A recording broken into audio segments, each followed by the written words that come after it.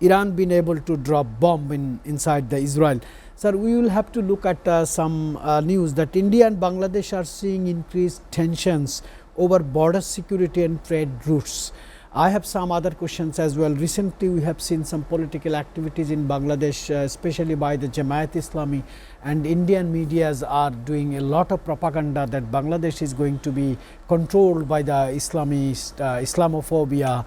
How do you see this? Do you think India is doing too much against Bangladesh? Thank you, Mr. Kanchan. Of course, Bangladesh is going through interim period, I would call it, and over the last 1 year or so, the current administration had allowed various repressed voices such as the Jamaat Islami to come forth with what their constitution holds, what their party wants to do for the people, and what they proposed was corruption-free Bangladesh with proportionate representation in parliament, which is all fine and well. This is the event took place in Sohrawardi Udyan, and it didn't cause a massive suffering to the residents of Dhaka city as well. However, the suffering had happened in India's media. Why? I'll tell you.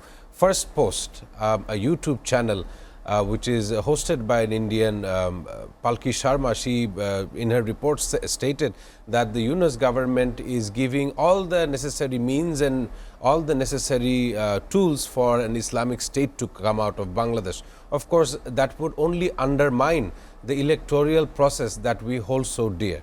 Now, this is not the first time that India's YouTube media or Godi media, if you would call it, this is not the first time they have attacked our various activities in our homeland. The relationship between the two countries is yet to be determined. I say this why? Because we understand they have some sort of hostile notion towards us. It is very much apparent in various of their news agencies as well. Of course, as a businessman perspective, I would say that them being their neighbor, they may want to have some kind of control, if not forward facing, definitely under the sheets. They would want to control how Bangladesh is being run.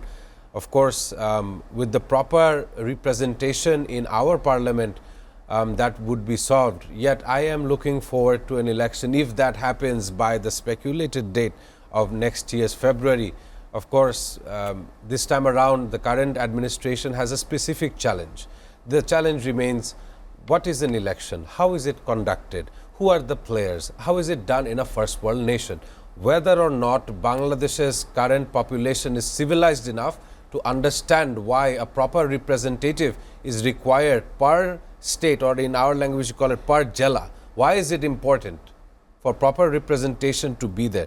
So that the mandate of the people can be carried out, and so that the decisions in the parliament would be people facing. This is the terminology, or this is the way that the proper road to democracy should be established. So in my understanding, as for now, India is only showing us hostility, but not in the words, not in the means of a military conflict, but in the means of attacking our reputation in the world stage for once.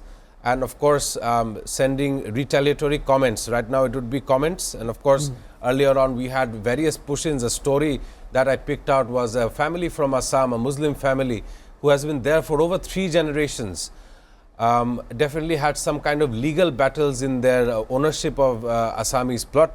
They were pushed into Bangladesh, and that was definitely comes to show how they look at us as a nation.